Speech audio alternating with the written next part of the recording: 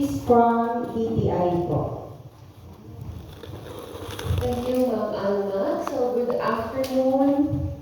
So, in behalf of the Department of Trade and Industry, gusto ko namin pasalamatan ang NCCA for coming up with this activity, no?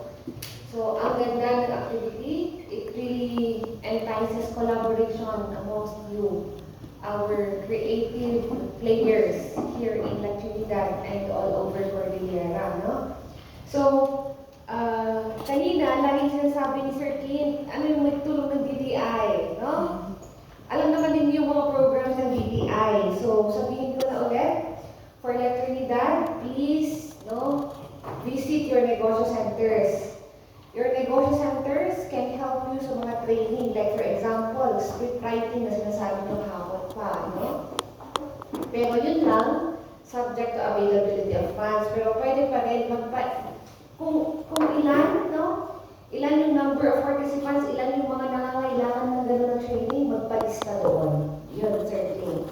Kasi kahit sinasabi natin, no, publicly, ganito ang kailangan namin, ganito ang kailangan namin, if you do not present a certain number, ilan ang nangangailangan talaga, so that we can provide or we can make a proposal for training kung ano lang yung training. So, I urge this group, lalo na itong mga nag-actividad creatives na sa film, or kung anumang area, please coordinate with our negosyo centers, no, for your particular trainings.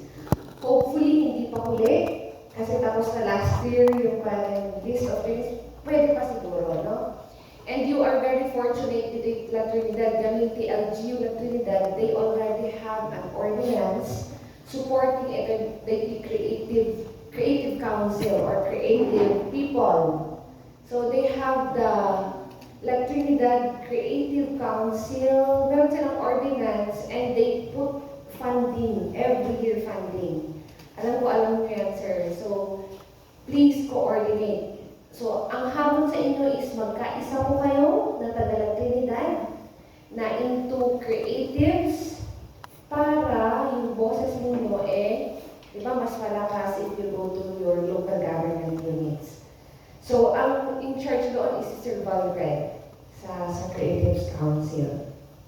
Another one is yung DTI Malikhaing Pinoy.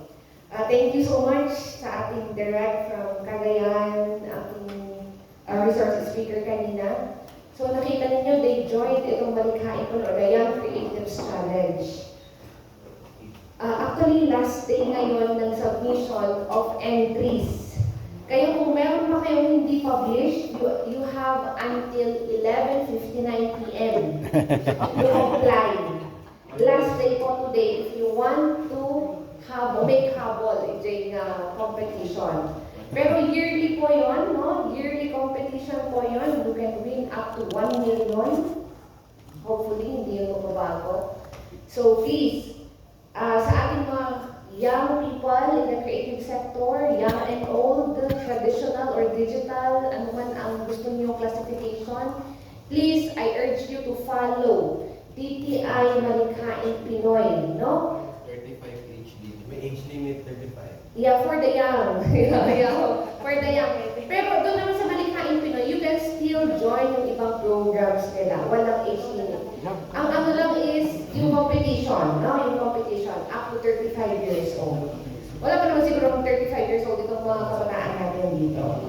Wala pa. Ayan. Si Sir Julius lang ang hindi na pwede. Ayan. So, sa ating mga filmmakers, no, kung sa tingin ninyo, kailangan ninyo ng proposal, making preparation, na training, let us know. No, let us know. Kung feel ninyo, ang kailangan ninyo is training on how to pitch, no? Kasi kailangan yan. Those are skills na kailangan nyo to source out funds. Nakita ninyo yung mga sinabi nila Sir kanina, they capacitated themselves to be presentable to possible funders. Kasi kung aasa lang tayo sa gobyerno, baka pumuti na lahat, baka ma-expire na tayong lahat, hindi pa pa nagawa yung mga gusto natin gawin. So, it's also nice, no? Partner with the government, but siguro let us not rely alone on the government, no? So, yun din. And then do understand also that the government meron tayong procedure, no? Alam natin yan. May proseso tayo. And I hope you understand it. Yeah? Meron tayong mga proseso sa mga ganyan. So ano pa yung mga take note ko? Proposal preparation, pitching competition. Maganda rin na you organize as a group dito sa La Trinidad. I like yung ginawa ni Sir sa North Luzon Filmmakers Guild, that they have specific programs, no? Para lahat ng mga gusto, yung mga parang gusto nilang maging filmmaker or gusto nilang maging ganito, meron silang tinitingnan na organization na pwede silang mag-join doon, no? Kasi importante ang community, no? Para yung mga likes of Makush, ma-entice pa sila to be into filmmaking or etc. etc. So, with the Strawberry Festival, certainly, no, siguro ang masasabi ko dyan is, please also involve us if ever you are planning.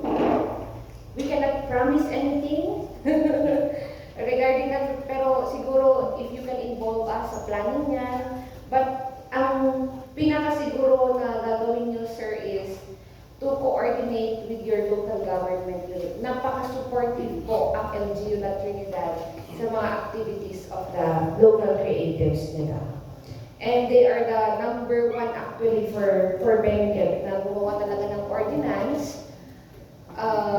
Earmarking, I don't know how much, parang 1 million per year, I don't know, hindi lang ako sure doon. Pero merong fund na inalat ang local government of La Trinidad for creative activities. So yun. Ano ba?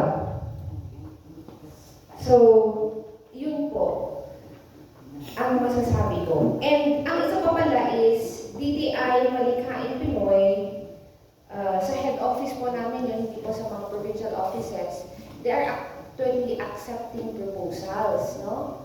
Kapag kayo ay organized na, they accept proposals. Like for example, siguro pwede yung festival, pero give them lead time to evaluate your proposal.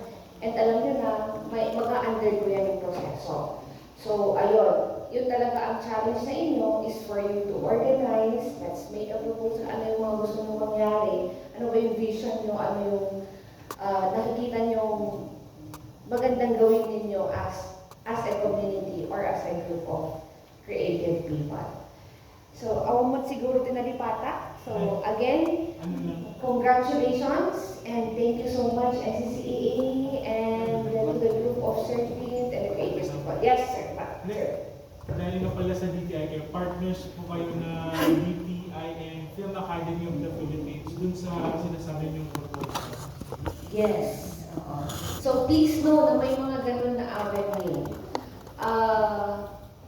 Ito palagi ang sinasabi ko. Parang, we are saying, we need funding. Kami naman, we are waiting for your concept. We are waiting for your proposals. Ano ba yung konsepto ninyo regarding that? And kung may naisip kayo, please let us know. We can help in the packaging of it. Like Sir said, i-endorse namin sa kanila, pero sana mapag-isipan nga natin ng mabuti talaga.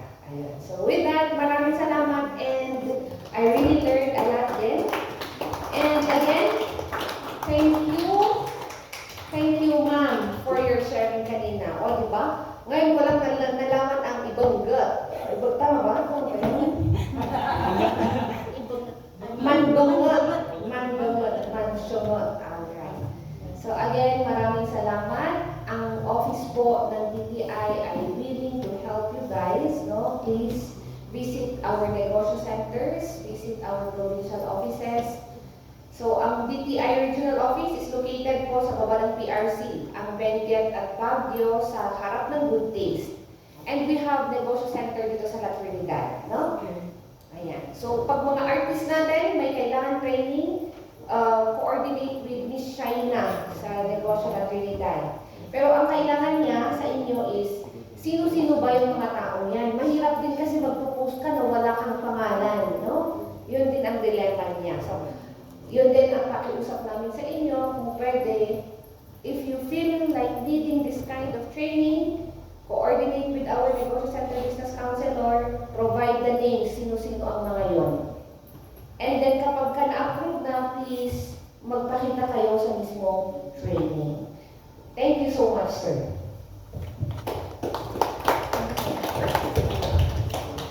Thank you so much, ma'am.